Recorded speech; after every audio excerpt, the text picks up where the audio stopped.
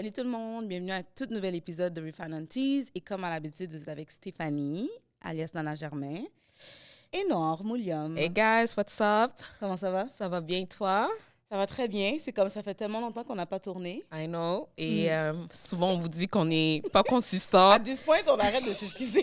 Tu vas encore faire le même discours, genre. Guys, genre, life is laughing as usual. Mais on est là.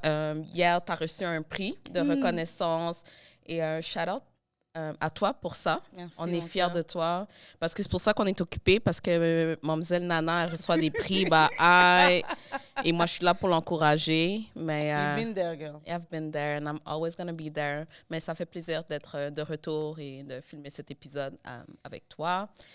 Et notre invitée que je vais te laisser introduire. Oui, absolument, parce que c'est une femme que j'admire depuis tellement longtemps et j'ai eu la chance de collaborer, je dirais, peut-être pas de très près, mais à travers mon travail, j'ai pu la voir, j'ai pu voir ce qu'elle fait de plus près. Mais cette femme-là, en fait, c'est que j'ai encore un souvenir de moi qui prend le métro. Puis dans ce temps-là, le journal Métro te donnait une copie quand tu prenais le métro. C'était encore à ce moment-là. Puis je me rappelle qu'une journée, peut-être que mon souvenir est fou, peut-être que je l'ai vu en ligne, mais j'ai quand même ce souvenir que j'ai le journal Métro dans mes mains, puis je vois un article avec une jeune femme noire diplômée de l'école de l'humour. Puis je suis comme, what?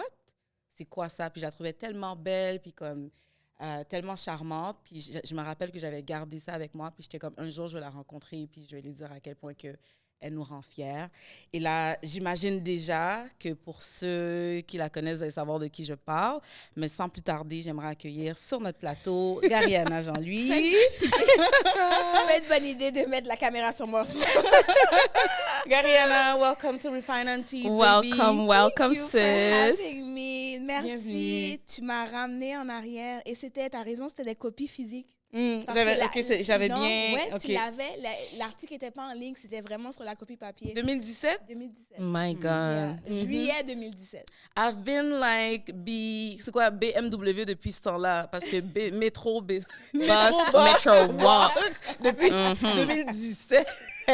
Donc I've been there. Donc mon souvenir était bon. J'avais peur de me tromper puis que j'avais vu en ligne.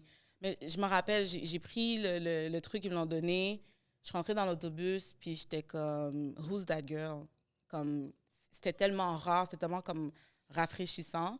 Puis à partir de là, tu sais, comme j'ai essayé de suivre le plus que je pouvais ton travail. Puis, je sais pas, pour moi, comme zéro faute, là. Stop it. Comme Stop it. t'as fait la route, t'as juste pris ta place, puis c'était juste beau à voir. Fait que sincèrement, juste pour ça, je te dis merci. Et c'est à moi de te dire merci. C'est à moi de vous dire merci. Ça fait Merci. plaisir. Parce que ce sont des mots comme ça, ce sont des gens, des personnes et des femmes comme vous qui me donnent le courage d'avancer.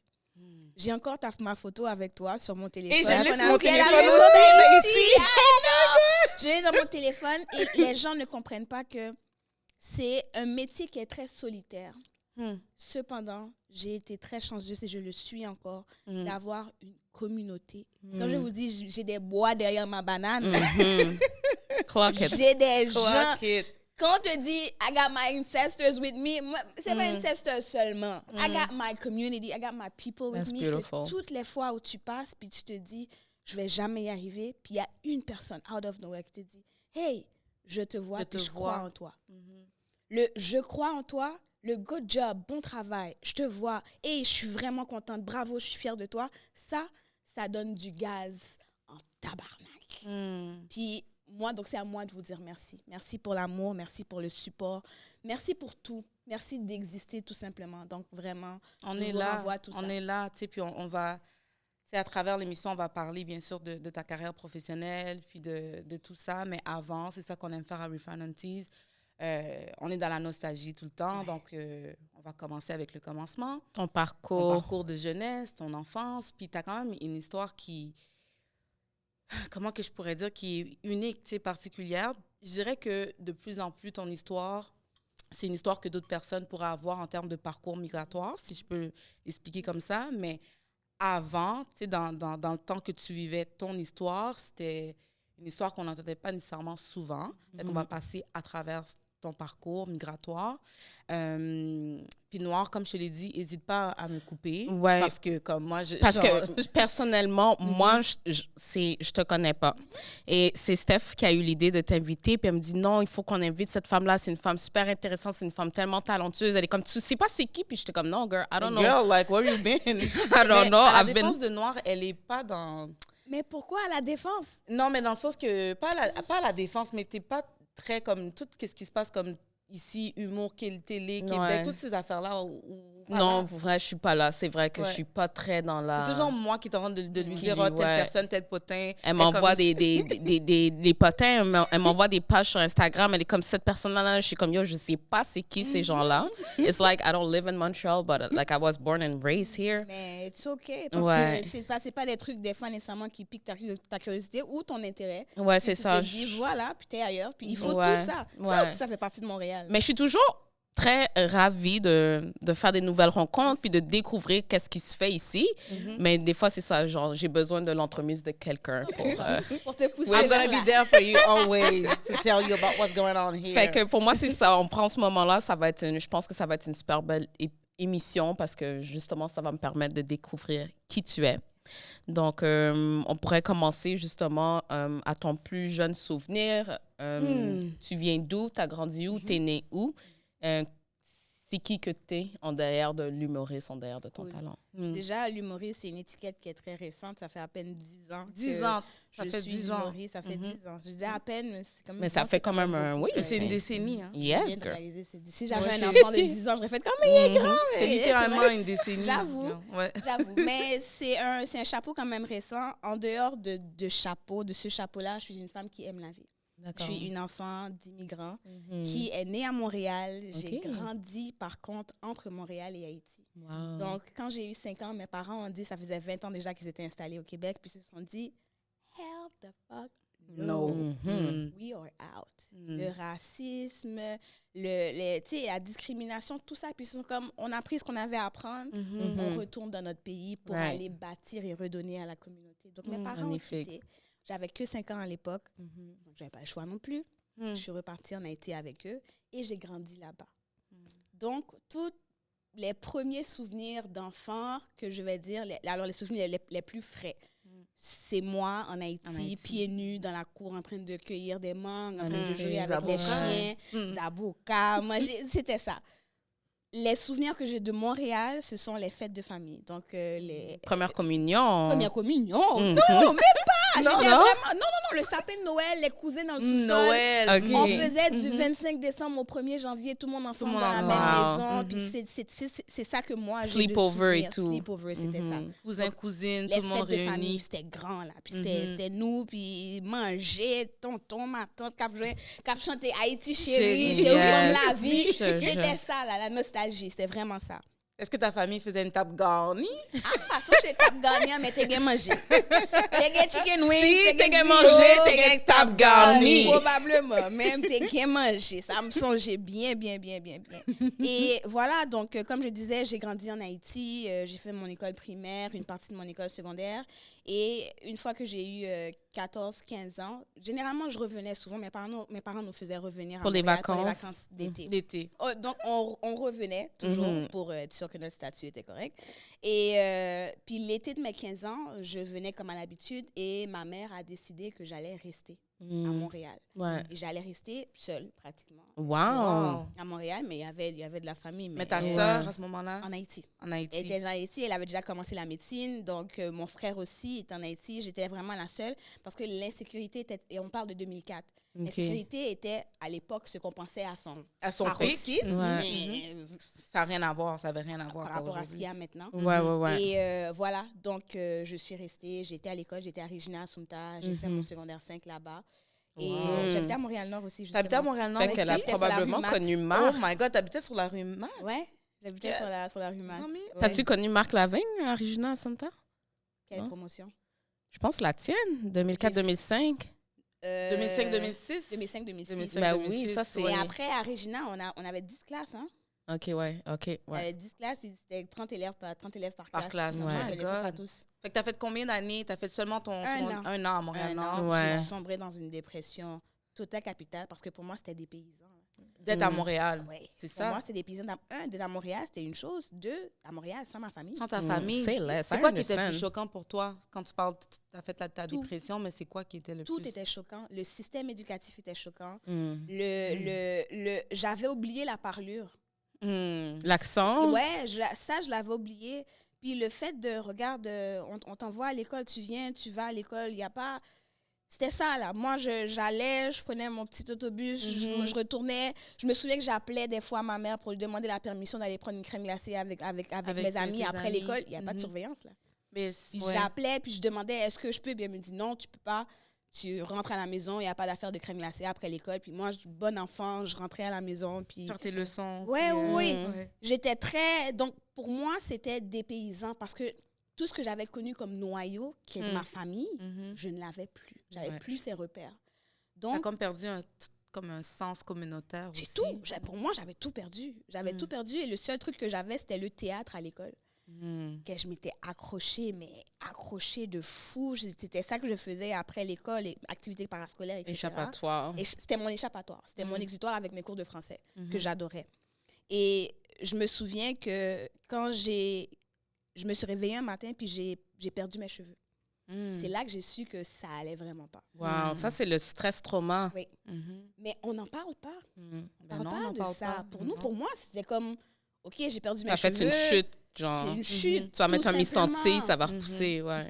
Mais c'était au-delà de ça. Puis c'est première touche de cheveux, deuxième touche de cheveux. Puis jusqu'à ce que j'ai tout perdu. Et quand ma mère, quand je l'ai appelée, elle a su, c'était la fin de l'année aussi. Elle est venue, on a été voir un médecin, puis c'est là qu'on m'a donné un diagnostic que c'était une dépression. Mais que j'avais tout intériorisé, rien laissé sortir et ça se reflétait sur mon corps. Ben, le physique va toujours nous parler. Exactement. Donc, ma mère a rasé mon crâne, la boule à zéro, elle-même, tondeuse, tout. Puis classique de bonne maman haïtienne, elle m'a acheté un billet d'avion et puis une dépression, c'est maladie blanc, on va en Haïti. On va en Haïti. Donc voilà, j'ai eu mon fameux diplôme du secondaire 5, puis après mon bal de finissant, je suis partie en Haïti. Je suis partie, j'ai continué mes études classiques, donc secondaires. 2 années plus tard, on kidnappe ma mère et ma soeur. No way. 2 ans plus tard, j'ai 18 ans. Je sors de l'école, je rentre à la maison, ma mère n'est pas là. Je vous skip plein de détails. Au final, ma soeur et ma mère sont kidnappées. Ma soeur arrive à s'échapper. Elle a sauté de par la voiture. Ma mère n'a pas pu. Il y avait le safety pour les enfants. Ils sont partis avec elle, ils l'ont gardée pendant 4 jours. Ils l'ont séquestrée, puis tout ce qu'il y a de pire scénario. Et de force, quand on l'a libérée, c'est moi encore une fois, on dit, tu ne restes pas, tu t'en vas. Tu t'en vas. J'avais l'option d'aller en Suisse, chez ma tante, ou de retourner à Montréal. Bien évidemment, je connaissais déjà Montréal. Je suis retournée à Montréal. J'ai fait mes études universitaires en sciences économiques. Et voilà, j'ai eu mon diplôme d'économiste. Et quelques années plus tard... Oui, vas-y. Oui, une question? Non, mais oui, parce que j'ai l'impression qu'il faut qu'on prenne On va s'arrêter sur ça parce que c'est quand même un partage important. Puis tu sais, pendant que tu racontes ton histoire, moi, il y a des images qui me viennent en tête. Mais c'est surtout plus, tu sais, l'image de mon père qui parle au téléphone avec tel voisin, ou pas attendez, yo kidnappe un tel, ou pas attendez, yo pour un tel, et que mon père appelait l'autre personne pour que tout le monde mette l'argent ensemble. Tout le monde a fait combien pour nous, tu sais, comme, OK, nous pouvons ça, nous pouvons mettre ça. Et l'autre partie, c'était plus des choses que j'entendais dans les nouvelles, tu sais. Donc, ça a toujours été très loin de moi, mais je l'entendais, tu sais, juste comme une voix qui est là, t'entends ton père discuter, t'entends des choses, mais c'est pas réel. Tu sais. Fait que là, juste de t'entendre raconter ça, pour moi, c'est important qu'on s'arrête. Puis de souligner quand même ton courage, celle de ta famille, parce qu'on entend parler des histoires d'horreur dans notre pays qu'on aime tant, mais souvent, on oublie qu'il y a des personnes qui l'ont vraiment vécu, puis qui sont des personnes survivantes. Ouais. C'est important. Puis j'ai aussi envie de te demander, parce que là, ça fait plusieurs fois qu'on te fait retourner, c'est comme toujours toi. Oui. Est-ce qu'à un moment donné, tu t'es posé des questions, tu as posé des questions à ta maman, pourquoi c'est moi, pourquoi ça c'est même nous toujours Parce que pour moi, le tableau était évident. J'étais celle qui était plus vulnérable, étant plus jeune. Ma sœur était déjà en médecine. Elle avait déjà commencé toutes ses affaires bien installées. Pour elle, quitter la maison à ce stade-ci de sa vie, ça serait de recommencer à zéro. Et mon frère aussi était déjà beaucoup plus âgé que moi. Moi, j'ai 10 ans d'écart avec ma sœur et 6 ans avec mon frère. Donc, je suis vraiment la Benjamine. Donc, je savais que j'étais l'élément, entre guillemets, le plus vulnérable. Donc, pour moi, j'ai jamais questionné, j'ai jamais challengé mes parents à ce niveau-là. C'est, tu t'en vas, OK. En étant adulte maintenant, là, je retourne en arrière puis je me dis, si j'avais à refaire, je serais restée. Parce que moi, j'ai gardé une forme, entre guillemets, peut-être de trauma qui est extrêmement différente de celui de mon frère ou de ma sœur. C'est ça, du reste de ta famille. Clairement. Hein? Et ça, je pense que ça m'a affectée aussi en tant que personne adulte, certainement. Je me dire que il y a des trucs que j'ai pas envie de faire vivre. Si un jour j'ai des enfants, je veux pas avoir d'enfants. Peut-être que c'est une des raisons aussi pour lesquelles j'ai pas envie non plus d'en avoir. Mais je voudrais pas faire subir ça à mon enfant. Dans ma tête, je me dis, c'est tout ce que... Quand t'as un enfant, t'es tellement vulnérable. Tout ce que tu connais, c'est ça. C'est ça, absolument. Puis avoir à se détacher toutes les fois, puis de comme séquelle, de te dire que dès qu'il y a un enjeu dans la vie, moi, mon réflexe, c'est de quitter. Mon réflexe, c'est pas on va résoudre le problème ou essayer de le résoudre, c'est je prends un billet d'avion et je m'en vais. Donc, tu fuis. Je fuis. Et c'est là, tu me dis tout le temps, mais tu es toujours en train de voyager. Ouais, en partie à cause du travail, mais aussi en partie de quand le stress est trop, je préfère... Déconnecter. Ouais. Ou pour ça fort et puis où aller. Ouais. Mais c'est vraiment une forme de protection de leur part. 100%. Il n'y avait pas une once de méchanceté. Il n'y avait rien de mal intentionné. C'était, on veut te protéger, puis Absolument. on ne veut pas que ça t'arrive à toi. Absolument. Ouais, donc, c'est ça. Ben, c'était aussi... J'ai l'impression aussi, de toute façon, il n'y avait pas... C'est pas comme s'il y avait plein d'options. Tu sais, il n'y avait pas... Tu ne pouvais pas dire non. L'autorité parentale haïtienne. Non, mais c'est pas juste ça aussi. C'est que tes parents pouvaient pas dire, par exemple, oh, on va t'envoyer en province ou en l'autre côté. C'est ça. Il n'y avait pas 10 000 options. Fait que ils n'avaient pas nécessairement d'autres choix que de faire le choix qu'ils ont fait. Mais en tout cas, je trouvais quand même ça important de s'arrêter puis de souligner. Puis là, moi, je veux te ramener aussi à tout ce... Tu as fait tout ce back and forth, Montréal. Puis là, ça fait combien de temps exactement que tu es à Montréal? Officiellement, Ouais. officiellement de retour depuis que j'ai gradué de l'école de l'humour. Donc, je vais dire, ça fait 10 ans. Ouais, à peu près 10 ans. Donc, quand j'ai eu ma bourse d'études pour l'école de l'humour, justement, je suis rentrée dans le programme en 2015. J'ai fini en 2017 et on est en 2026. Donc, ça fait 10 ans 10 ans, ouais. Je suis officiellement que mes bills puis mes factures viennent me trouver ici à Montréal. C'est pour de vrai. Là, tu es rentrée d'Haïti. Tes parents t'ont renvoyé d'Haïti après le kidnapping, genre cet épisode-là. J'ai été à l'université. Tu as été à l'université et ça s'est déroulé comment? Tu étais à l'université ton aussi, adaptation et tout? Oh, mais là j'étais en terre connue. Donc là, j'étais plus étrangère du système. Et tu avais déjà tes amis? Et aussi... Étant donné que la migration était tellement forte, j'ai laissé Haïti et j'ai retrouvé mes amis avec lesquels j'étais à l'école secondaire en Haïti. Oh, nice. Elles sont aussi venues à l'université aussi. Puis on a pas, je vais pas dire par hasard, parce qu'on a toutes fait nos demandes à part, mais ça a donné que par hasard, la plupart d'entre nous avons atterri de la même université qu'est l'Université de Montréal. Donc, quand je suis revenue, j'étais pas dépaysée. Pas parce que j'avais de la famille, mais parce que ce que je connaissais d'Haïti, mes amis, ben, ils étaient là aussi. On était une base, filles, garçons, puis on se tenait ensemble, on faisait nos affaires ensemble. On prenait des fois même les mêmes cours, just because. Juste pour être ensemble. C'était réconfortant quand même. Ah, 100%. Alors, moi, je retournais sur les bancs de l'université demain. Ah, je te comprends. In a heartbeat. Les devoirs en moins, là, but I would. Mais regarde, on était adultes, on avait le choix de skipper, de reprendre le cours l'année prochaine. C'est vrai. C'est de l'argent, mais... Mais je te file tellement. Mais parle-nous, justement, comme Noire, elle disait, c'était comme, comment ça se passait? Là, tu arrives à l'université, comme tu as dit, tu es en territoire connu, donc un peu un territoire, je dirais, moins hostile, sans pression. Nous l'avons. L'expérience universitaire, c'était magnifique. C'était magnifique parce qu'encore une fois, comme j'ai dit, j'avais un entourage, j'avais un ancrage. Et bon, voilà, tu viens pour prendre un diplôme. Bon, je suis venue avec mes grands rêves que, OK, d'accord, je vais faire la médecine. Quand j'ai regardé, je fais, non, the system is not for me. J'ai dit, je vais faire pharmacie. J'ai fait, pas pharmacie. Et puis, j'ai dit, bon, mais économie. Ça a fonctionné. J'avais appliqué aussi au HEC, mais j'ai eu ma lettre d'admission du HEC trop tard. J'avais déjà embarqué dans l'Université de Montréal. Puis en tout cas, j'étais là, puis j'étais bien. T'as aimé ça? J'ai détesté l'économie.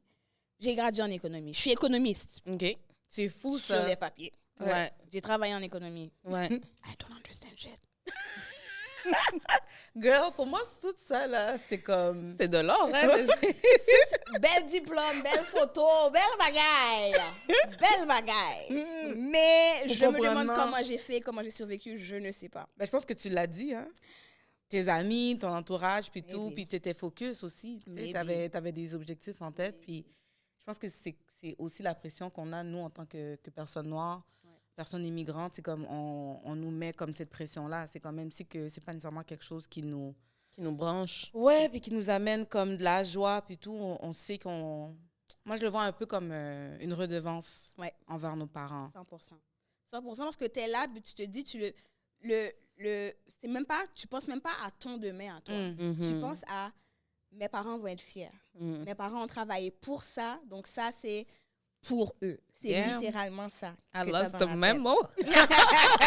C'est littéralement une rebelle. Moi, I've been a rebelle. Moi, c'est une rebelle du début jusqu'à la fin. Tant mieux. Mais c'est inspirant aussi parce que look at you now. Yes, and my parents, mon père est décédé, mais même avant qu'il décède, comme ils ont vu, ils étaient fiers quand ils ont vu mon parcours académique, puis je suis devenue photographe, entrepreneur. Comme ma mère, elle est tellement fière maintenant. So, c'est pas comme s'il y avait juste un chemin tout tracé. Like, I knew from high school que j'allais travailler dans le domaine des arts ou quelque chose, un métier. C'est ça. Mais ma chère, laisse-moi te dire qu'en secondaire 5, avant ma mini-dépression, j'avais été voir, tu sais, il y a les séances d'orientation. Oui. Ma mère m'a dit, bon, c'est d'Haïti, il a passé l'ordre, mon père, ma mère au téléphone. Bon, et c'est orientation, et ils sont pas regardés. J'ai dit, bon, je vais voir avec la madame, il y a un avocat qui va venir, il y a un médecin qui va venir, il y a un architecte, parce que ma mère est architecte. Voilà. Mon père était professeur aussi. Donc, il y a ça, il y a tel professeur. Il dit, OK, d'accord, regardez tout ça, prends note, et puis regardez comment on va faire pour entrer dans le programme, dans cégep, dans bagaille. Oh my God. Je me prends grande note, grande information, belle note, belle bagaille. Chita, je prends toute bagaille, ouais, docteur, ouais, ceci, ouais, cela. Là, ma chita avec l'orientatrice m'a dit, ma belle, tu es faite pour les arts. Madame, moi vexée. Dis papa, madame, la jourée. Comment pour les arts? Qu'est-ce que ça veut dire? Insultant, c'est ça. Mais tu ne comprends pas. Quand j'ai appelé ma maman, puis j'ai dit, mamie, la madame m'a dit, je suis faite pour les arts. Ma mère m'a dit, blanc, ça y est quoi ça, oui? Blanc, yo, pas qu'à waka fanye. Elle fait macaque, elle fait magigidji, elle fait tété, elle fait clown. C'est ça qu'elle a besoin de faire. Ma mère aurait dit la même chose. J'ai dit, mamie, elle m'a dit qu'elle trouve comme je suis très passionnée dans le théâtre, dans ces affaires comme ça. Mamie dit, pas besoin qu'on ait. C'est métier ou ça. Oui, bon, peut-être moins. Pour détourner sur route, elle dit, tu n'as pas qu'à docteur, tu n'as pas qu'à avocat. Et voilà. But she's not lying. Il n'y a pas de souci, je suis d'accord. Mais où suis-je 30 ans plus tard? Dans les métiers d'art. Dans les métiers d'art, sur scène, et tu rayonnes, et tu brilles. Si je le reçois. Mais moi, j'ai fait beaucoup de détours. Alors que s'il m'était fait déjà, peut-être que je serais plus loin. Ouais, ben, j'ai l'impression aussi que comme c'est des passages quand même obligés pour nous. Puis aussi, j'ai comme l'impression qu'il n'y a pas de hasard. On fait toutes des choses, puis toi, tu dis ça, mais tu ne le sais pas. Tu sais, si tu avais... À l'âge que tu avais, si tu es rentré directement là-dedans, est-ce que comme tu aurais été préparé mentalement pour certaines choses? Fait que tu sais, des fois, c'est comme le chemin de l'étude, mais peut-être que c'était pas l'étude que tu avais besoin, mais l'expérience à côté. Très probablement. La vie m'a challengée. Ouais, qui t'ont apporté à avoir certaines maturités, à te préparer. Parce que quand je lisais ta bio, oui, tu as fait économie, mais à un moment donné, tu allais aussi travailler pour le SPVM ou tu as travaillé comme... Tu as étudié en criminologie. Oui, aussi. J'accumule les diplômes. Oui, fais-moi comprendre. Tu veux savoir c'est quoi la transition? Oui. Très bien. Donc, j'étudie en sciences économiques, j'ai mon diplôme de sciences économiques. Jean-Louis se dit qu'elle va sauver Haïti. En plus, le tremblement de terre vient de passer. 2010. Donc, ça nous-mêmes, la petite clique là, qui sortons d'Haïti, on est encore plus soudés. On a des grands rêves de se dire que tout le monde va à l'université, puis tout le monde, dès qu'on a notre diplôme, tout le monde retourne en Haïti. C'était ça, le plan. Moi-même, chef, diplôme, je suis même rentrée en Haïti avant même de recevoir mon diplôme. Je suis rentrée en Haïti, j'ai travaillé au ministère du Commerce et des Économies et des Finances. En Haïti, j'avais un poste de membre de cabinet. J'ai commencé comme assistante, après ça, j'étais membre de cabinet sur différents projets. Là, moi, l'agent qui a passé des chèques que tu vois, que moi, j'ai vu les chèques, j'ai vu le programme. Le programme n'a jamais eu lieu. Quand je challenge le ministre lui-même en disant, bon, mais voilà, on a reçu le chèque, quel chèque? On a reçu, les fonds sont là, où sont les fonds? Il faut que le projet commence, il faut que Jean-Louis mettez de l'eau dans votre vin. Vous posez trop de questions.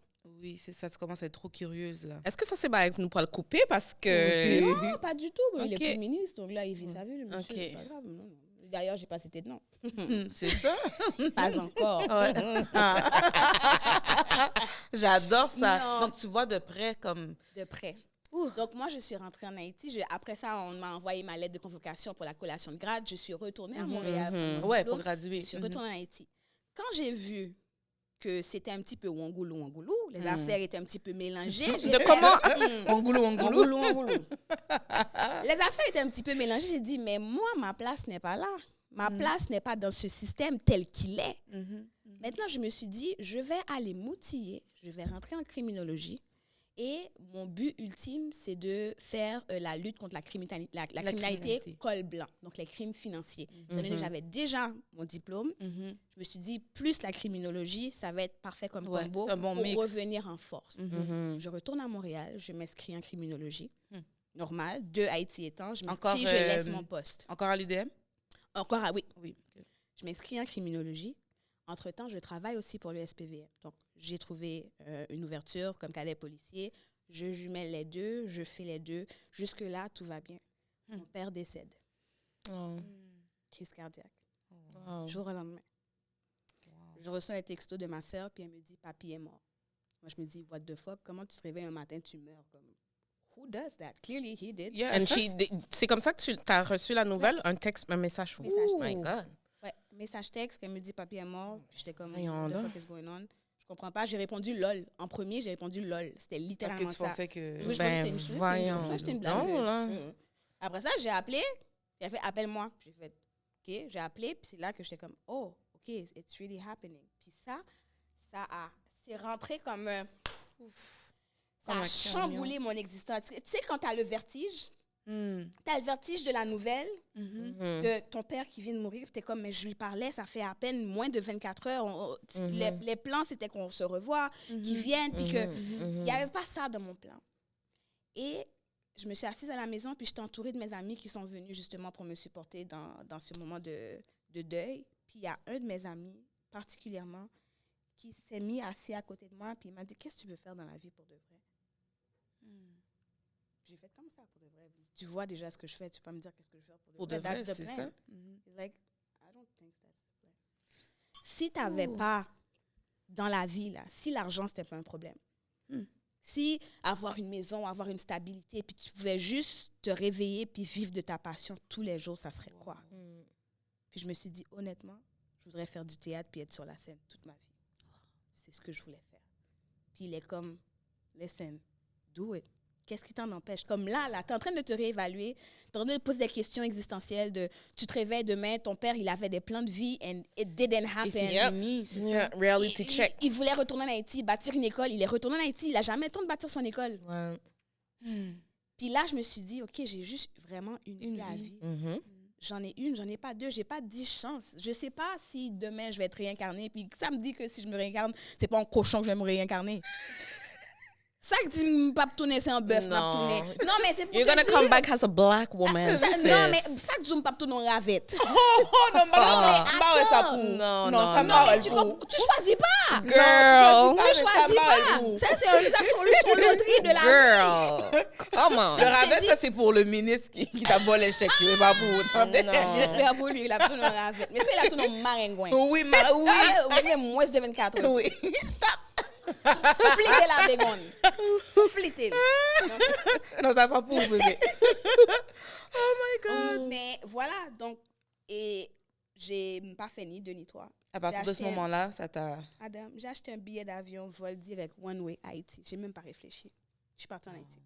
One Way. J'ai pas regardé, j'ai essayé mon appartement, j'ai essayé de travail, tout.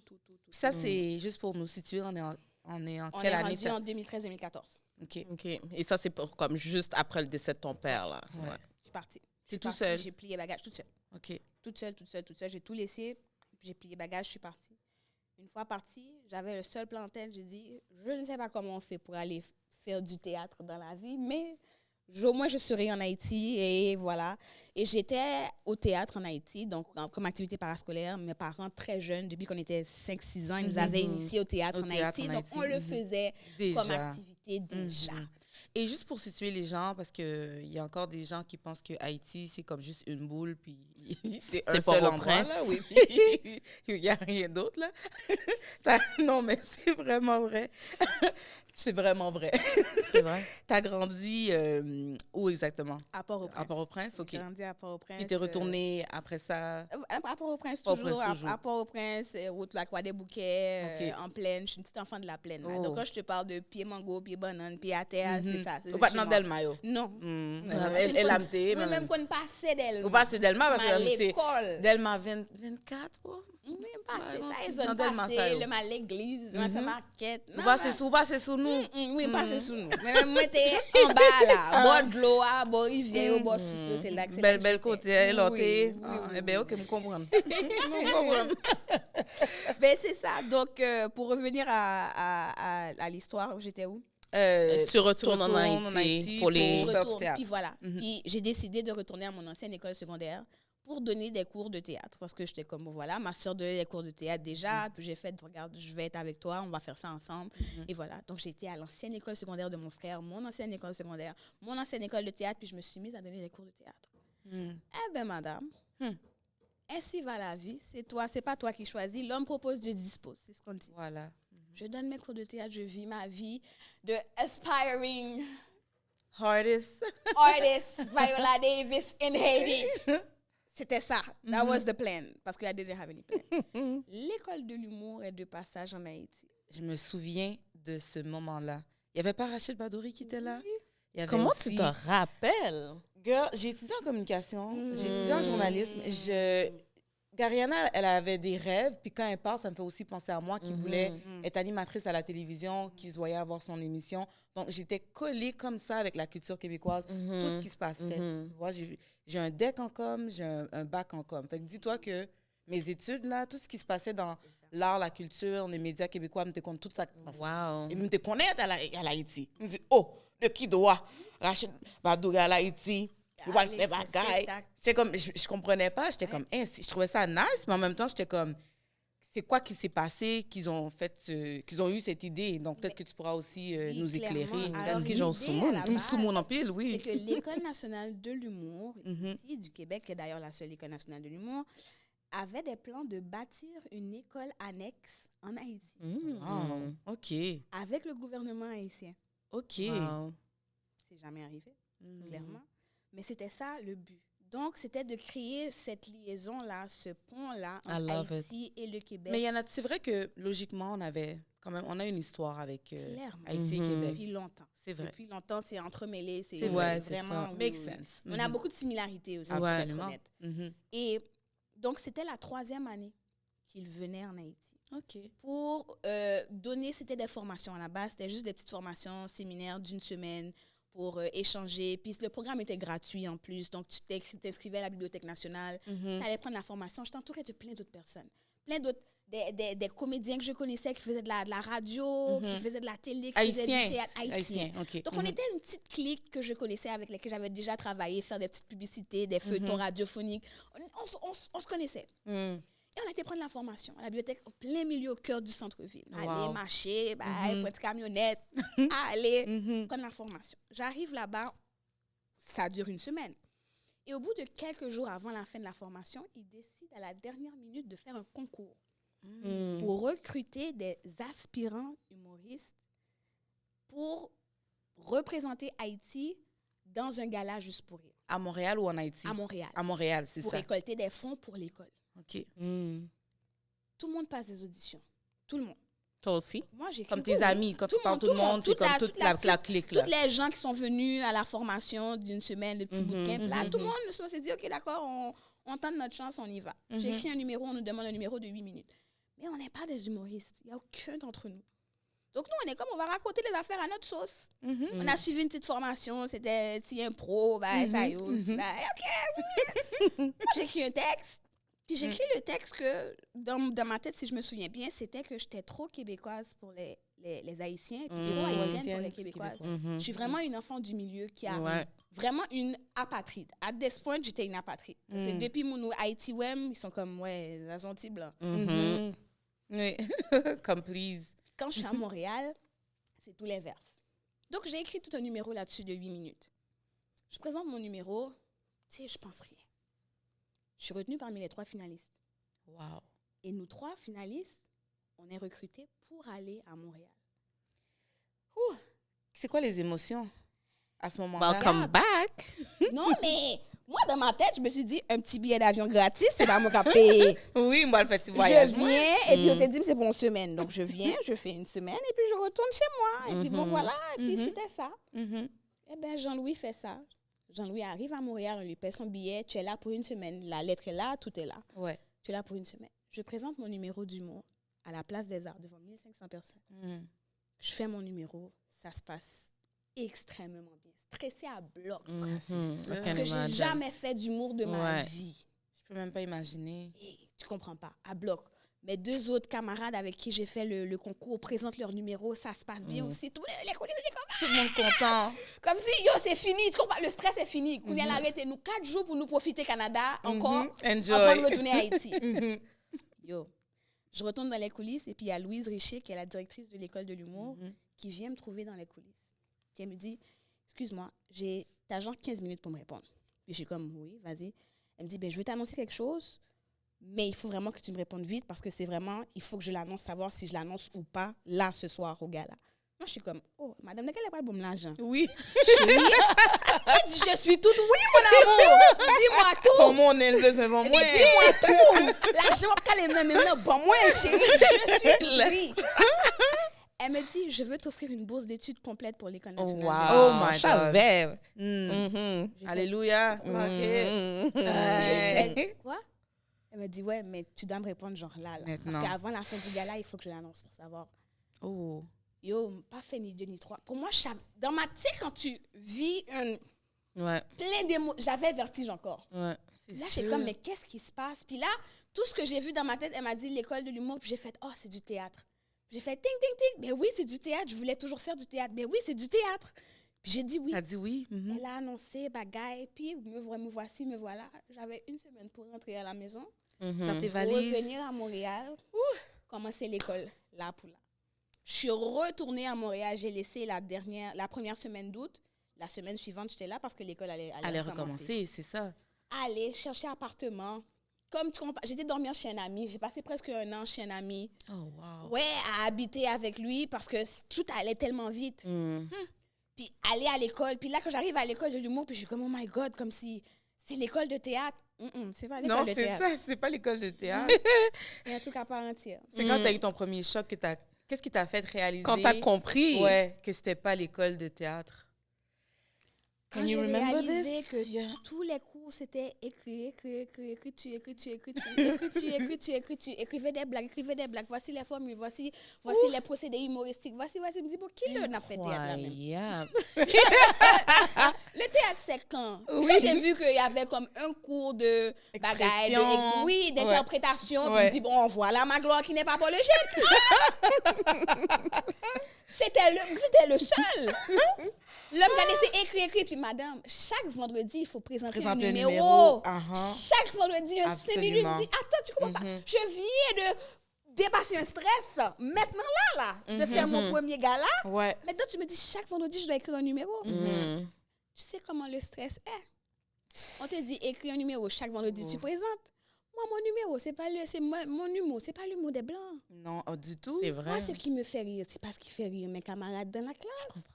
Fait que tes références, c'est comme tu n'as même pas encore eu le temps de... Moi, je suis ailleurs. Oh my God. Je suis ailleurs. Moi, les affaires qui me font cramper, j'écris mes affaires et puis moi, blanchis comme ça. Ils rient pas. Yeah, they don't get it. They don't get it. Puis moi, je suis comme... Puis là, j'appelle ma soeur, puis je suis comme... Mais Cynthia, c'est drôle. Cynthia est comme, oui, pas occupée. Oh, c'est drôle. C'est bon. C'est bon. C'est pas qu'ils ont pas le sens. Non, mais comme dans sa tête. L'humour est culturel, c'est ça. à la base. Le rire est universel, mais l'humour, c'est culturel. Et c'est là que je l'ai absolument. compris. Et je l'ai compris à la dure que, mon Dieu, OK, ça va être plus tough. Encore plus tough que, un, t'es déstabilisé parce que c'est pas du théâtre. Mais deux, c'est de te dire, c'est ma nouvelle réalité. Puis j'ai 2 ans à faire dans ça. Puis c'est comme tu as dit, oui, tu as la bourse. Fait que c'est comme tu n'as pas d'autre choix, en fait. Ou là, il faut faire jusqu'au bout. J'ai eu une option où l'école de théâtre m'avait approchée. Parce qu'on avait été faire des journées d'échange entre l'école de l'humour et l'école de théâtre. Et j'ai échangé, puis il y a un des profs qui était là de l'école de théâtre, puis il était comme, honnêtement, je pense que tu devrais auditionner, puis je serais prête à ce que tu rentres genre, à l'école de théâtre. Mais tu avais une bourse pour l'école de l'humour. Oui. Mais eux, ils ne savent pas ça. Ils ne savent pas, c'est ça. Ils ne sont pas au courant de Tu ça. peux rentrer de plusieurs façons, je pense, à l'école. De toute façon, tu payes. J'y ai réfléchi, hein, jusqu'à ce que Louise Richer me convoque, puis elle m'a dit, bon, ben j'ai eu, le bruit. J'ai eu vent. Oui, j'ai eu vent. C'est ça. J'ai eu vent de ce qui s'est passé et tout, et que c'est à toi, qu'est-ce que tu veux faire? Parce que, comme tu me dis que tu as du mal à t'adapter ici, à l'école, puis c'est ce que tu veux faire. Puis j'ai eu honte. Puis j'étais comme voir que je suis en train de penser à ça. I can't do this. Not now. Tu te sentais comme... Est-ce que tu te sentais redevable envers elle? Puis... Redevable envers elle, oui. Mais je me suis dit, mais la vie t'a mis là. La vie t'a mis là. Dieu t'a mis là. Puis j'avais honte. Je me disais, mais voir que je suis en train de penser à tu te aller sentais à pas l'école de reconnaissante. théâtre. Du tout. Je me sentais ingrate. C'est vrai. Je me sentais ingrate. Je pense que c'est le bon mot. Je me dis, je ne peux pas faire ça. C'est laid. C'est laid. Tu sais combien de personnes qui voudraient peut-être être à ma place? Comme, cette chance-là. Jamais. Puis j'ai dit, bon, tu sais quoi, râler canson, mettre femme sous, puis ça va être ça, là. Même si tu échoues, tu vas tomber 10 fois, tu vas te relever 11 fois, puis ça va être ça. Puis ça a été mon combat pendant les 2 années en sortant de l'école. Voilà. Puis donc, ça c'est pour... Voici comment j'ai atterri. Dans l'école... À l'école de l'humour. Mais c'est fou parce que, tu sais, au même moment que tu racontes ça, moi, j'ai encore l'image de... Je prends le métro, bus, j'ai ça, je vois l'image, t'es tout sourire. Puis en même temps, comme... C'est ça, on ne sait pas qu'est-ce qu'une personne vit parce que nous, on voit ça. Puis... Bon, veux pas, les Haïtiens qu'on s'est annouillés. On va claim tout le monde. On va... C'est comme pendant que tu vivais ça, nous, on t'a claim, puis on était comme, oh oui, on est fiers. Puis ça me ramène aussi, tu sais, je fais juste une petite parenthèse rapidement. Son nom, je pense que c'est Sandy Duperville. Sandy Duperville, ouais, la DJ. Elle est DJ. Ah oui, Sandy Duperville. Puis elle avait fait une émission aussi, télé-réalité, où elle avait participé à une émission. Puis je me rappelle, dans son âge, je travaillais au McDonald's, puis elle était venue chercher au drive-thru. Puis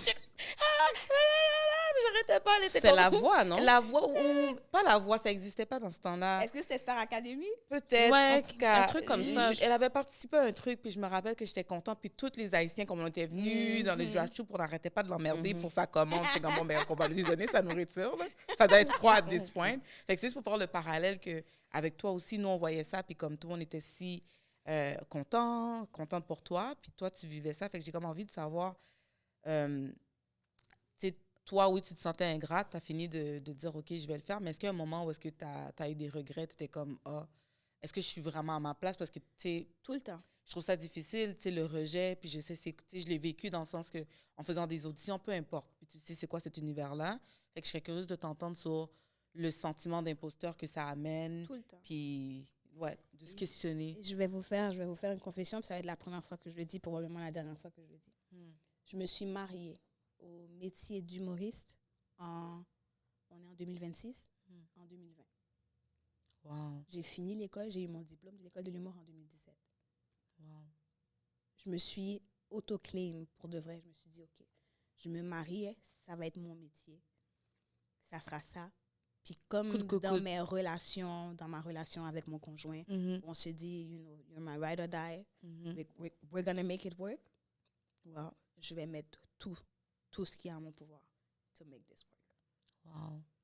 Mais tout avant, jusqu'à maintenant, it's still survival.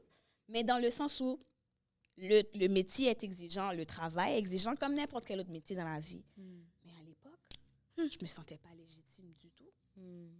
Du tout. En sortant de l'école, mon Dieu, j'étais comme, how am I going to do this? Parce que pour moi, l'humour s'arrêtait à ce que je connaissais à l'école. Quand je suis sortie de l'école, ma sœur, elle a quitté Haïti, et elle est revenue au Québec. Ouais. Puis on s'est dit, faisons-le ensemble. C'est ça. C'est ça, ta sœur aussi, elle a fait l'école de l'humour. Elle a pas fait l'école, elle a pris une formation. OK, elle a pris une formation. Mais ça, on parle de ta sœur qui ma grande sœur. Qui a étudié en médecine. En médecine, oui. OK. Ouais. Elle a laissé, elle est venue, puis on s'est dit, pourquoi on ne fait pas ça ensemble? Faisons-le ensemble. Puis je pense que c'est Karel Ped qui nous avait donné l'idée de, mais vous êtes les deux comédiennes.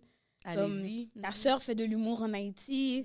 Toi, tu es à l'école de l'humour. Pourquoi vous ne vous mettez pas ensemble pour... Puis on était comme ting, ting, ting, ting, ting. C'est un visionnaire, c'est top. Hein? Puis, je te jure. Et là, on s'est dit, mais oui, peut-être que notre public, c'est pas le public québécois. Parce que pour moi, la finalité, c'était tu fais de l'humour, puis tu fais de l'humour juste pour un public typique québécois, du Saguenay, du Lac-Saint-Jean, de Longueuil. Puis parce que c'était la réalité que moi, j'ai connue avec l'école de l'humour. Quand on partait en tournée, c'était ça. Il n'y avait pas des gens comme moi, il n'y avait pas des Haïtiens comme moi qui riaient de plusieurs réalités différentes, puis d'affaires différentes, puis du malheur des autres, puis de notre malheur à nous. À nous, c'est ça. Fait qu'il y a quand même une solitude qui vient avec. Voilà. Donc, quand on est sortis, puis on s'est dit, on va le faire ensemble. On a créé notre entreprise. Les Sœurs Jean-Louis Inc. Là, je m'en rappelle. I remember, parce que comme le nom de famille de ma mère, c'est Jean-Louis. Et je m'en rappelle, puis on était fiers, on était comme, mais oui, c'est des Jean-Louis.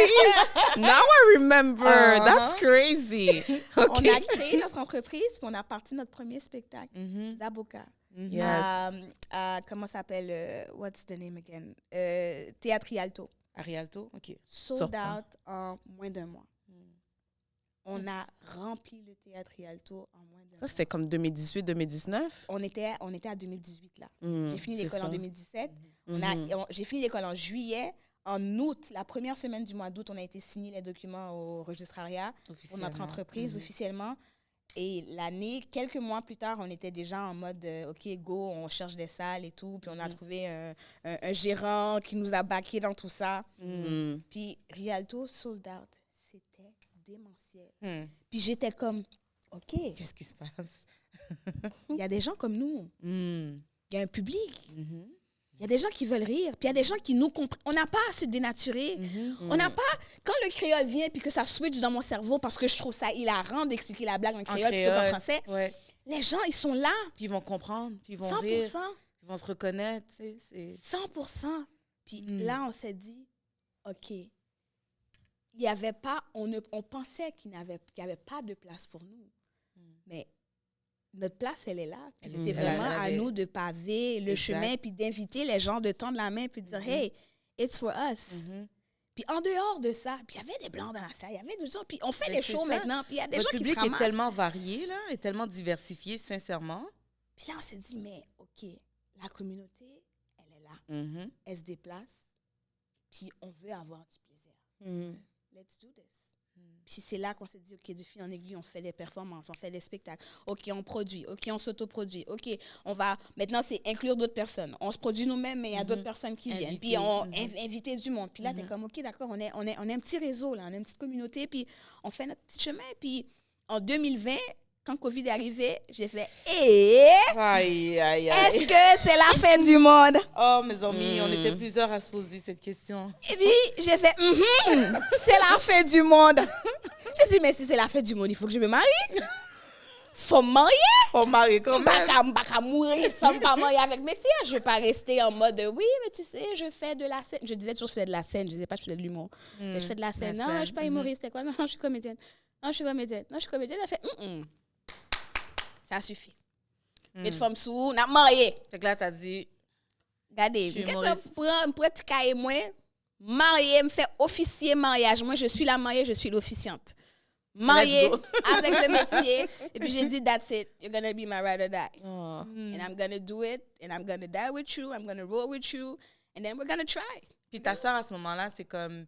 Elle est encore plus... Elle est avec toi, mais c'est pour le plaisir ou parce qu'elle elle est médecin? Elle, c'est comme... Elle, c'était le plaisir. À la minute où c'est devenu trop sérieux, elle s'est retirée. Ah ouais, mais tu vois... Mais elle continue? Elle continue à en faire. Mais ma sœur, son mot d'ordre... Ma sœur, j'ai continué de 2020 à 2024 seule. Ma sœur s'est retirée pendant 4 ans. Donc moi, je roulais pour nous deux. Partout où j'allais, j'étais les sœurs Jean-Louis. Ah ouais. J'étais Gariana, mais j'étais les sœurs. Parce que je ne voulais pas laisser le nom mourir non plus. Ouais, tu as fait un branding autour de ça. Oui, on est deux. Puis partout, souvent, où je me présentais, elle est comme, elle est où ta sœur? Elle est où ta jumelle? Elle est où? Elle est où? Je suis comme, ah, t'inquiète, elle n'est pas là aujourd'hui. Ah, nanana. Mais c'est parce que ma sœur était comme, ouais, mais j'ai plus de plaisir. Parce que elle a dit, je veux faire de la scène quand j'ai envie d'en faire. C'est ça. Et c'est tout à fait légitime. Ouais. Puis tu sais... Et comme, toi, t'en fais un métier. Je veux pas que ça soit un métier. Je veux que ça soit un hobby. Je veux que quand j'en fais, que ça vienne des tripes. C'est ça. Pour le trip d'en faire. She put her boundaries. J'adore. Mais moi, j'avais pas compris ça. Moi, j'étais comme, ouais, mais t'es un petit peu lâche. Comme, on embarque dedans, puis après ça, tu me lâches en cours de route. Puis là, je suis obligée de porter tout le lot tout seul. Pendant toutes ces années. And then now you come back comme une fleur. Ça te tente de faire un show? Non! Non, je comprends. Mais parce qu'elle, elle voulait le faire puis que ça le fasse plaisir de le faire, pas que ça devienne un fardeau, en fait. Now I understand. Maintenant, j'ai la maturité pour comprendre ça. Puis je dis, OK, d'accord, on est ailleurs dans la vie. Elle a 2 enfants, elle est mère de famille, elle est médecin, elle a sa clinique de massothérapie. Elle a tellement de choses. I mean, she's doing her thing. Quand elle le fait vraiment pour le trip de le faire. Mais j'ai envie de dire que c'est vrai, puis je vais prendre ce moment-là pour donner aussi les fleurs à ta sœur, lui donner les fleurs qu'elle mérite, parce que la dernière fois que j'ai vu ta sœur sur scène, c'était au show de Fatima.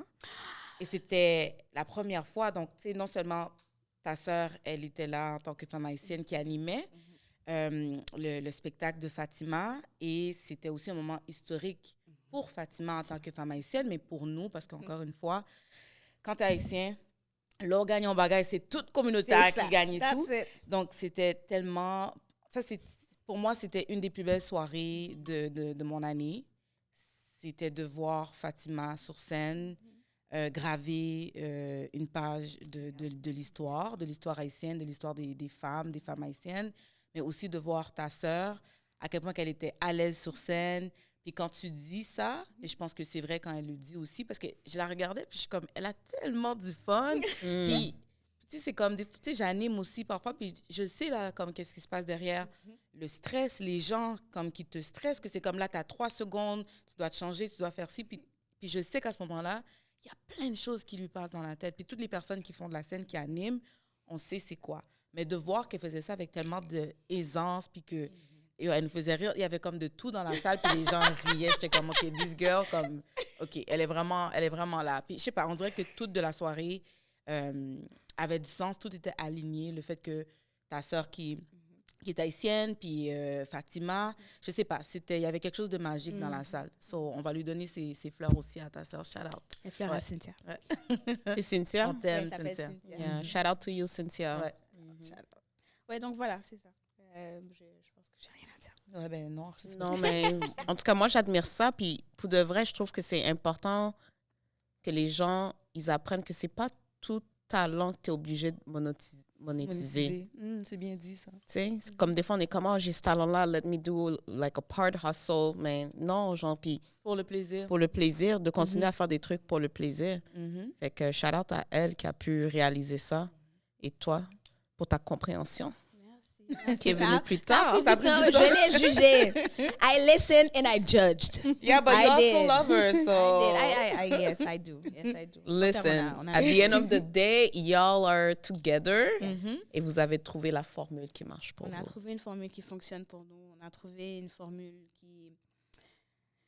qui nous plaît et une façon de rendre notre monde plus inclusif aussi. Ouais. Parce qu'on se plaint que souvent que c'est pas inclusif partout, puis que c'est pas diversifié, puis on est comme, OK, d'accord, now we need to let people in. Comme, on a du fun entre nous, but they need to understand c'est quoi nos réalités, c'est quoi nos vécus, nos histoires. Nos histoires, ouais. Exactement, puis partager ça. Autant que moi, j'ai du plaisir à aller m'asseoir au théâtre ou dans des shows d'humour, mais je veux que d'autres personnes aient ce plaisir-là aussi de venir se dire, je les connais pas, mais... Moi, je connais pas, mais ma allons Vinnie. essayer. Voilà. C'est ça. Non, Voilà. mais non, t'as tout à fait raison. Puis, tu sais, je pense aussi que le fait d'avoir ta sœur, ça t'a permis... En tout cas, moi, je réfléchis, si j'ai ma sœur avec moi pour faire quelque chose qui me passionne, puis tout, c'est quand même, tu sais, un rocher là, sur lequel je peux m'appuyer. C'est pas rien d'être deux, puis surtout aussi de faire face parfois à des espaces où est-ce qu'on est en minorité. Fait que, tu sais, je peux imaginer que quand même, ça a été aidant pour toi, puis pour elle aussi, de naviguer ces espaces-là. Puis, tu sais, tout à l'heure, tu parlais de ton chapeau d'humoriste, tu l'as pas porté, tu l'as pas assumé. Puis là, après ça, tu as décidé, tu te maries avec. Mais je pense quand même que ça t'a amené, tu sais, tu disais au début, c'est pas du théâtre, etc., etc. Mais, tu sais, de mes souvenirs, ça t'a aussi amené à la télévision. Tu as participé quand même au Bye Bye, qui est comme le plus gros show, on va dire, au Québec. Après, ben, tout le monde en parle. Ben, venez pas me jurer dans les commentaires, là. Vous dites, non, c'est pas cette émission-là. Leave me alone. OK? On s'entend que le Bye Bye, ça fait partie des gros shows. Puis, tu as eu la chance quand même tu as eu l'occasion. Puis, et tu l'as mérité aussi. Donc, c'était pas nécessairement la chance, mais en voulant dire que ce parcours-là d'humour, tu vois, ça t'a ouvert comme ces portes-là. 100%. T'sais? Ça a ouvert toutes les portes que moi, je pensais qu'ils seraient ouvertes à travers le théâtre. Mais quand tu dis que Dieu fait bien les choses, ce n'est pas faux. C'est vrai. Je ne sais pas si vous êtes croyante dans la vie. Absolument, on est croyante. Absolument. If you're not, listen. Kébé là, Kébé FM. On est avec vous, puis on vous garde dans la prière. Moi, les gens qui croient... Toi, tu me dis en 2025, tu crois en rien. T'es même pas un peu conspirationniste. Ouais, mais honnêtement, Dieu fait bien les choses parce que, effectivement, j'ai commencé l'humour, pour moi, ça a été une porte d'entrée, c'était quelque chose d'envahissant. Maintenant, c'était de m'habituer au métier d'humoriste, de commencer à le faire. Puis au fur et à mesure que tu en fais, mais tu deviens aussi un peu plus créatif parce qu'il faut diversifier quand même. Parce que moi, je voulais pas faire que de l'humour. Je voulais pouvoir utiliser mon talent d'écriture, mon talent de comédienne ailleurs que dans la sphère de l'humour. Mais dans son plein potentiel, dans son plein potentiel. Puis je me dis que l'homme bral dans le ciel-là et que bon Dieu a rappelé dans ce ciel-là. Faut dire, chérie, doudou, est-ce que tu download? Tout ça me débarque, me dit yes. C'est ça. Tout est download, tout utilisé. Oui, pour pas gagner regret. Voilà. Donc là, maintenant, quand j'avais des opportunités d'écriture, j'en faisais. Je me suis mise à enseigner. Je suis devenue professeure aussi à l'école de l'humour. Oh, j'enseigne à l'école de l'humour. Qu'est-ce que tu aimes le plus de tout ça? Honnêtement, autant que j'aime dire que j'aime jouer énormément, je pense que j'aime être au début. Jouer du théâtre, cinéma, pour moi, c'est on top. Right after ou juste à côté. Côte à côte, enseigner. Enseigner? J'adore. La transmission, pour moi, c'est extrêmement important. Et la transmission venant de personnes qui nous comprennent, qui ont une sensibilité par rapport à notre vécu. Avoir un bon prof de maths, c'est parfait. Avoir un prof de maths qui l'a eu difficile, puis que finalement, il comprend les maths, puis finalement, il te dit, viens, je vais t'expliquer comment ça se passe, les maths. Aie pas peur, stresse pas. Je vais t'expliquer. Ça, là, ça a l'air impressionnant, ça a l'air gros, ça a l'air immense. Mais en arrière, voici où on commence.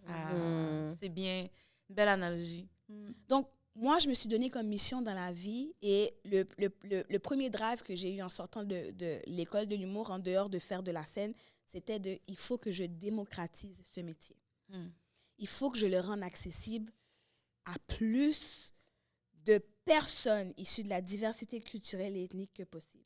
J'ai mis sur place un programme avec, juste pour rire à l'époque, qui était Zoufès, qui avait Zoufès. J'ai mis sur place un programme où j'allais dans les écoles secondaires, puis je donnais ça en activité parascolaire et j'avais ciblé des écoles secondaires avec des énormes. C'était pratiquement des écoles d'immigrants carrément. Je me suis donnée je me suis mise aussi à donner des cours de humour et francisation. Donc, d'enseigner le français dans des endroits, dans des classes d'accueil, dans des écoles d'alphabétisation, de francisation, à travers l'humour. Donc, j'ai mis tout ça en place, tout un système pour me dire, un, il faut que je survive comme personne, mais deux, je veux plus entendre un petit kid de 10 ans qui te dit, oui, moi, le seul que je connais, c'est le monsieur là avec le crâne rasé, Rachid Badouri. Oui. Mais Rachid Badouri là, ou par contre l'autre monde encore. C'est exactement. C'est le seul référent qu'ils ont. Le seul référent, puis je me dis, no hate to Rachid Badouri, mais je me dis, mais non. Il faut d'autres personnes. Absolument. Il faut la piqûre. Et moi, je suis tombée amoureuse du théâtre parce que mes parents m'ont donné la piqûre jeune. Je suis tombée amoureuse de la scène parce que mes parents m'ont montré cette voie-là extrêmement jeune. Ils t'ont aussi voir des spectacles. Voilà, je suis devenue passionnée. Mais eux, il faut qu'ils aient accès à ça. C'est vrai. Ils ne savent même pas qu'il y a une école de l'humour. Mais non, les enfants ne savent pas. Ils savent zéro. Puis je me suis dit, ben non, OK, ça va être ça ma mission. C'est ta mission, ouais. Puis je me suis mise à le faire. Puis là, j'enseigne à l'école de l'humour le soir, le mercredi soir à 18h30. Les petits enfants de 9 ans à 14 ans, les petits jeunes, let's go, on y va, etc. Donc, j'ai fait mon petit chemin comme ça. J'écris, on m'a offert des contrats d'écriture. J'écris aussi. J'ai décidé de mettre des conférences sur pied à partir de 2020. Vrai? Ouais. Des conférences humoristiques où je parle de discrimination, d'inclusion. Tu parles beaucoup de féminisme aussi. Hein? À 100%. Ouais. Pourquoi? 100%. Pourquoi pas? Pourquoi c'est important pour toi? Mais pourquoi pas? Non, mais je pose vraiment la question sérieusement parce que, tu sais, en étant ici, dans le domaine que je travaille communautaire, puis un côté aussi avec la relation internationale, parfois on va faire des projets en collaboration avec d'autres organisations en Haïti. Puis, un des commentaires qui revenait parfois des groupes de femmes ou certaines femmes en Haïti, c'est comme si n'y a pas fin de comprendre à faire causer féministe là, mais pas comme le féminisme, je dirais, comment il est compris ici. Puis il y a comme un certain détachement où est-ce que il y a certaines femmes en Haïti qui ne se voient pas dans ce féminisme-là. Fait que je te pose la question par exprès parce que je me demande pour quelles raisons c'est important pour toi? Parce que là, récemment aussi, avec ta sœur, vous avez commencé comme... Une petite série de féministes ou pas féministes. Oui, féministes ou pas. Donc, pourquoi c'est important pour toi? Parce que j'ai été élevée comme ça. J'ai été élevée où ma mère nous a inculqué à ma sœur, à mon frère, à moi, mon père aussi, il était inclus là-dedans, que dans la vie, regarde, il faut que tu sois autonome. Les mêmes trucs que si ton frère est capable, il y a une panne de pneus, puis il est capable de changer les pneus, tu dois être capable de le faire aussi. Hey, Bobo. Si toi, tu es capable de faire à manger, ben lui aussi d'être capable de monter cuisine, faire manger pour Madame Ni, s'il le faut, quoi que ce soit. Donc, ça veut dire que d'enlever cette charge mentale-là sur les femmes, d'enlever ce fardeau-là. Mais moi, ce que je n'avais pas, ma grand-mère était comme ça aussi. Donc, ma mère, elle l'a eu de sa mère à elle. Elle disait, hey, elle fait des bails de jeunes garçons à briver dans la rue. Non, oui, c'est tout ça. Tout le monde a lavé vaisseau, ou a venir laver vaisseau. Tout le monde a fait manger, ou a pilé épices. Tout le monde est là. Donc, pour moi-même, j'ai trouvé ça bizarre. Et c'est quand je suis arrivée ici qu'on m'a étiquetée de féministe. Puis j'étais comme, comment ça, féministe? Tout le monde n'est pas comme ça?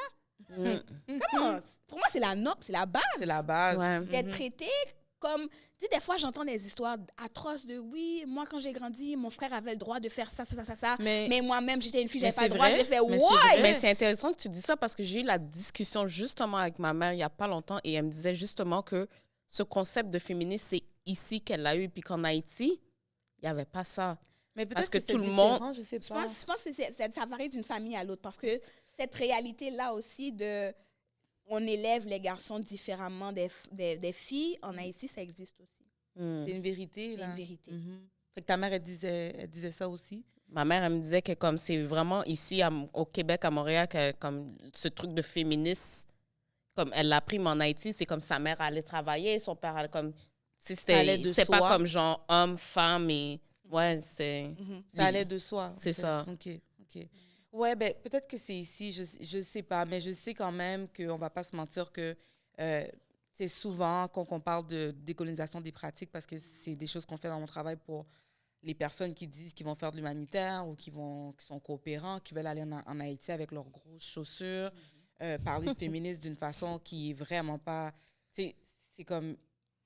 Il y a certaines personnes qui pensent que le féminisme, c'est une façon, puis la bonne façon, c'est la façon occidentale ou la façon canadienne ou états-unienne, tu sais. Donc, et c'est là où est-ce que je rejoins certaines femmes en Haïti qui disaient, quand vous me parlez de féminisme, quand vous dites telle chose, moi, ça ne me rejoint pas parce que et pas comme ça me t'est fait, et pas comme ça va marcher. C'est pour ça que j'étais comme curieuse de t'entendre à ce niveau-là. Fait que je pense que, comme tu as dit, c'est tout dépendamment, tu as grandi où, ta famille. Mais certainement que je pense qu'il y a beaucoup de jeunes femmes, qu'on était plus jeunes, puis je m'inclus là-dedans, il y avait quand même une disparité sur la façon qu'on était traités. Et encore une fois, je donne de la grâce à nos parents parce qu'ils ont fait avec qu'est-ce qu'ils avaient, avec qu'est-ce qu'ils pouvaient. Mais il y avait une disparité sur le fait de certaines choses, nous, les jeunes filles, on n'avait pas le droit de le faire sous le prisme de la protection. Mais que alors nos frères, d'autres garçons, c'était comme c'était pas la même chose. Fait que pour moi, c'est là où est-ce que, si on va parler de féminisme, des choses comme ça, où est-ce que je sais qu'il y a beaucoup de jeunes filles qui ont grandi ici, puis on sent un peu cette frustration-là. Tu sais. Ouais. Oh!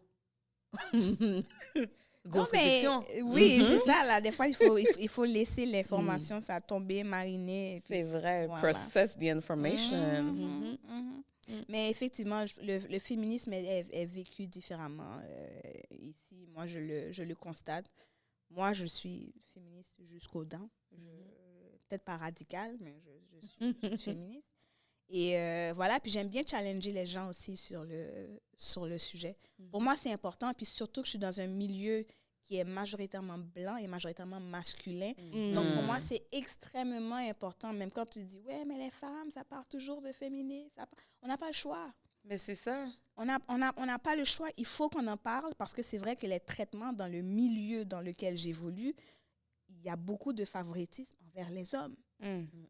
Des comportements qu'on va accepter envers les hommes, on ne va pas les accepter envers les femmes. Même quand tu présentes un numéro d'humour, un gars qui parle de sa relation avec sa femme, puis une relation toxique, on va rire, on va acclamer, on va ceci, on va cela, mais une femme qui fait exactement la même chose, mais voyons donc, c'est outrant, c'est vulgaire, elle n'a rien dans la tête, voir qu'une femme a ce genre de propos, j'aurais aimé savoir ce que ton père pense de ça. Ben oui, c'est des trucs que tu entends. Et c'est des trucs, des fois, qui sont violents. Puis tu te dis, mais mon Dieu, je suis juste une femme avec un micro qui veut rire d'une situation. Un homme, exactement dans la position dans laquelle je suis, vous le trouvez hilarant. Mais une femme, à la minute que c'est une femme, il y a une façon qu'elle doit s'habiller sur la scène, il y a une façon il y a un langage qu'il faut qu'elle ait, il y a des sujets qu'elle peut traiter, qu'elle ne doit pas traiter. Il y a donc, les gens ont toute une opinion. Puis ça, c'est bienvenu dans la société patriarcale. Double standard. Puis c'est vrai aussi que dans tes numéros, tu parles beaucoup de relations. Puis tu es très comme... Je me rappelle, à un moment donné, tu avais passé à... Il y avait une émission à Novo, si je ne me trompe pas. Peut-être que l'émission est encore là. Où est-ce que tu pouvais aller faire un 5 minutes. Il y avait Mariana. Exactement. Qui, tu sais, justement, toi, tu parles beaucoup des relations. Je ne me rappelle plus du nom de l'émission. Ça s'appelle Le Prochain Stand-Up. OK, oui, c'est ça. Puis, tu parles beaucoup de ta relation avec humour, puis tout ça. Puis, une des choses que Mariana était comme, oh, si j'ai un mot pour toi, c'est que sexy, genre. Oh, ma chum, là, toi, là, tu rends l'humour sexy. J'étais comme, listen, I'll take it. Ah, c'est ça. J'étais comme, OK, genre... I mean, there's so much more. Mais ça m'avait... Tu vois, moi, c'est ça. Ça, c'est moi. Moi, il y a des affaires que je vais voir, puis ça va rester dans ma tête. Puis I'm like, one day, when I see that person, I'm gonna say it. Je suis restée avec ça, puis j'étais comme... Il me semble que comme it's not clocking, genre, l'avion n'a pas atterri, là. L'avion, comme, it did not land, girl. C'est ça, ouais. Parce que j'étais comme, il y a tellement de choses que la fille a dit dans son numéro, puis tout, comme... Puis le résumé, c'était ça, genre. Elle est comme, tu rends l'humour sexy. Je m'en souviens, tu rends l'humour sexy.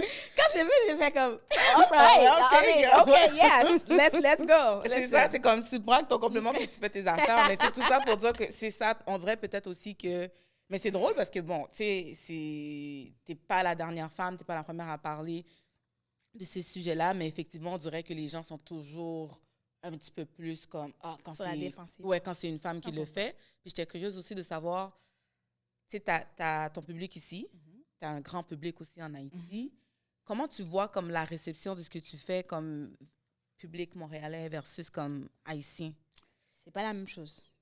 C'est pas la même chose du tout. Parce que mes numéros féministes jusqu'aux dents, là, oui, c'est mais c'est pour ça, je suis comme, comment ça en Haïti, passe? là, ce petit numéro, je me souviens exactement la le numéro le numéro que je parle? de Johnny. Là.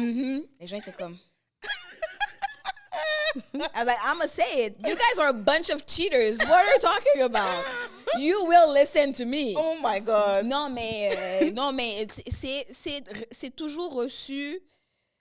La réception est jamais la même, mais c'est toujours une bonne réception. OK. OK.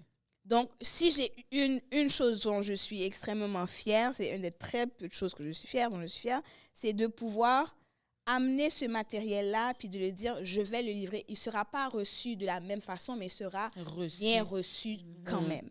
Donc, des fois, c'est dans les choix de mots que tu vas faire, il y aura une petite tournure. Des fois, tu vas te dire, tu sais quoi, ici, pour un public francophone québécois, je vais le dire comme ça, mais là, je vais l'adapter en créole, la pilule va mieux passer. Ben, c'est ça. Fait que tu sais comment 100%. Jongler puis t'adapter par rapport à ton public, mais est-ce que des fois, comme tu as un petit sentiment que tu es comme... Pas que tu te dénatures, mais que tu dois choisir, comme, je sais pas, parce que... Je le faisais avant. Je trouverais ça un peu difficile. Je le faisais avant. Je le faisais avant ici. À l'école de l'humour, je le faisais en sortant un peu de l'école, un peu ish, je le faisais encore. Puis ça, je me suis dit, non, je peux pas, parce que même pour moi, c'était difficile. Déjà, c'est difficile, mais te dire, non, je peux pas. Il faut que j'ai cette liberté de pouvoir juste être moi-même. Déjà, être soi-même, c'est compliqué. C'est compliqué, être authentique, puis être pleinement soi. D'avoir à se dénaturer. Puis ma mère, grâce à Dieu, j'ai ma mère aussi, elle me rappelle, elle dit, hey, pas comme ça. Non. Elle te ramène, elle te ramène. Rangez ça. Donc, j'ai toujours cette madame-là dans mon oreille qui est là. C'est précieux. C'est précieux. J'ai été présenter justement mon show jusqu'en Tunisie. Wow. Puis elle était là, devant 22 000 personnes. My God. Puis en Tunisie, je peux te dire, j'ai été challengée, là. Ah ouais? Ah ouais. Dès qu'on a mis les pieds là-bas, ma mère était là, ma belle-mère était là et ma belle-sœur était là. Donc tout le monde est venu, on est venu en gang. Et regarde, dès qu'on arrive en Tunisie, le racisme nous a frappé direct dans la face, hein? Drette lol, comme il n'y avait pas de filtre, il n'y avait rien. On nous a gardés à l'immigration, les gens ne comprenaient pas que j'avais un passeport, qu'on avait des passeports canadiens puis qu'on était noirs. Pour eux, c'était pas normal. Peut-être ils trouvaient ça étrange, puis ils trouvaient ça suspect. Puis leur dire en plus que je représentais le Canada, c'était encore pire. Parce que moi, je suis venue, moi je représente parce que c'était pour le sommet de la francophonie. J'allais en parler tout à l'heure. Tu étais porte-parole. Ouais. Tu étais porte-parole. Exactement. Donc, j'étais la figure, justement, du Canada pour le sommet de la francophonie. Puis, dans ce cadre-là, je présentais des conférences et mon spectacle. Et justement, à la soirée de mon spectacle à Djerba, et on a vu des vertes et des pas mûres. Je te crois. Le gars, le chauffeur qui était assigné pour venir nous chercher à l'aéroport, quand on a débarqué à Djerba, il nous a vus. Il a demandé, ils sont où? Les gens qui sortent du Canada, ils sont où? On leur a pointé nous-mêmes. Le monsieur nous a regardés, puis il est parti. Non. Ouais. Il n'a pas voulu nous prendre. Non. L'ambassade s'est excusée le lendemain. L'ambassadrice est venue s'excuser, se dire, OK, d'accord, vraiment, nos mises excuses, se faire parler à des journalistes, présenter des excuses à ma mère, à ma belle-mère, en se disant qu'on est vraiment désolé de ce qui est arrivé, etc., mais ce sont des choses qui arrivent. Puis, c'était rough. C'était rough. À l'hôtel, on ne nous a pas mis dans le même hôtel que les autres délégations qu'il y avait. On était dans un vieux hôtel. Non, excuse-moi, je ne peux pas croire. J'ai fait un rire nerveux parce que je suis saisie. Oui, mais c'était la réalité. Mais ce sont des choses que les gens ne savent pas. Mais c'est ce que tu portes aussi. Quand tu es une femme noire, je vais dire une personne noire, parce que je ne sais pas si les hommes pourraient vivre la même chose aussi, mais quand tu es une femme noire, en plus, dans un pays comme ça, comme la Tunisie, il y a beaucoup de... Il y a beaucoup de racisme et les femmes noires font du travail domestique. Exactement. Qui est similaire à l'esclavage. Exactement.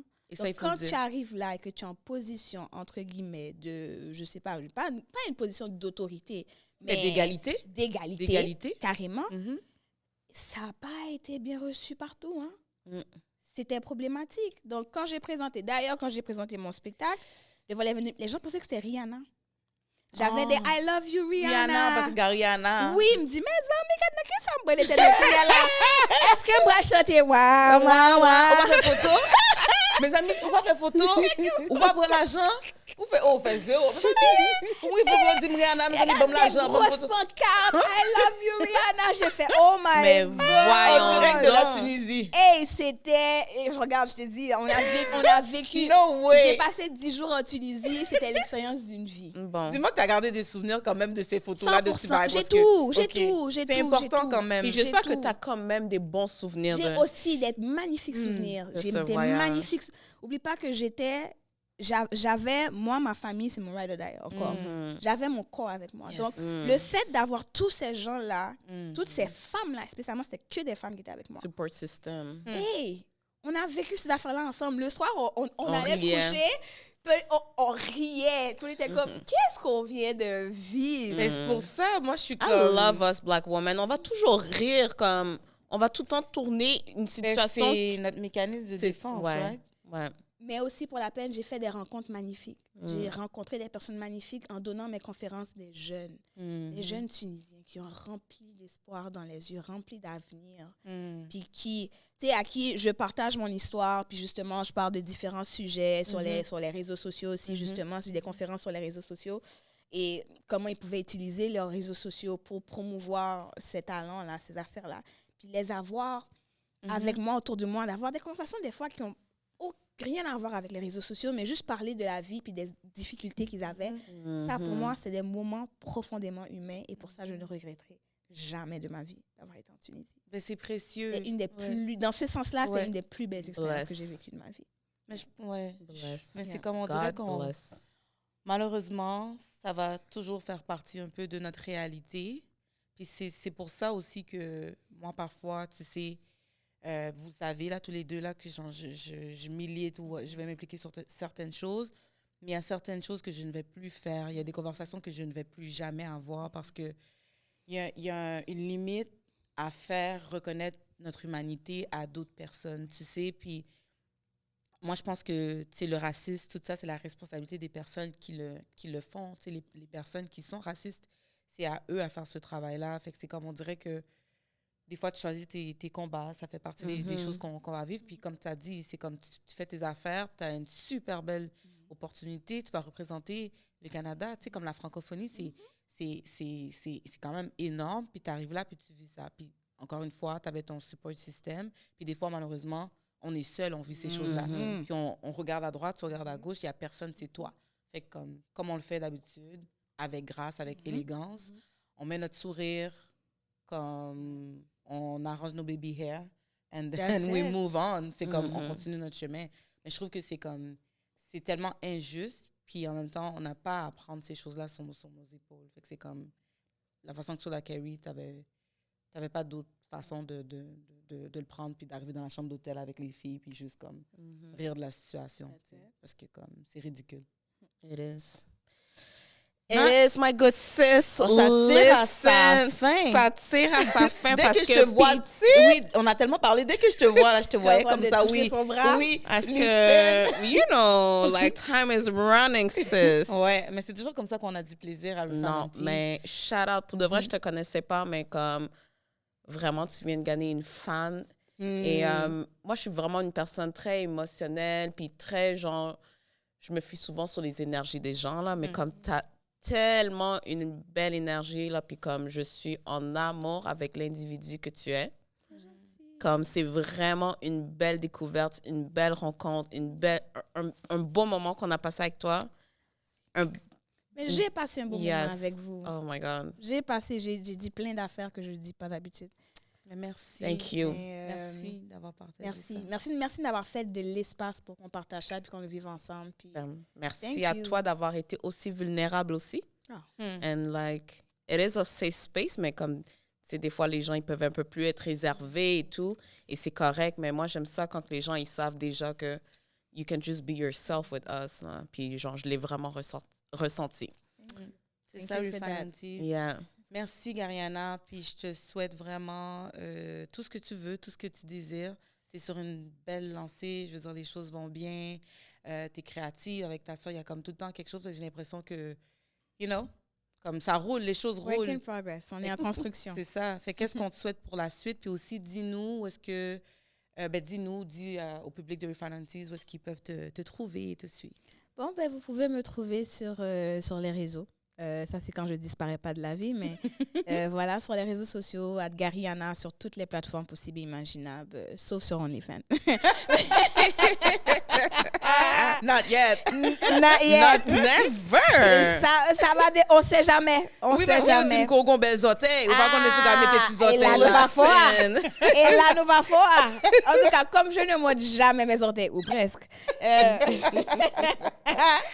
vous pouvez me trouver sur Gariana, sur toutes les plateformes, et puis vous pourrez rester à l'affût de ce qui se passe dans ma vie ou dans mes projets futurs.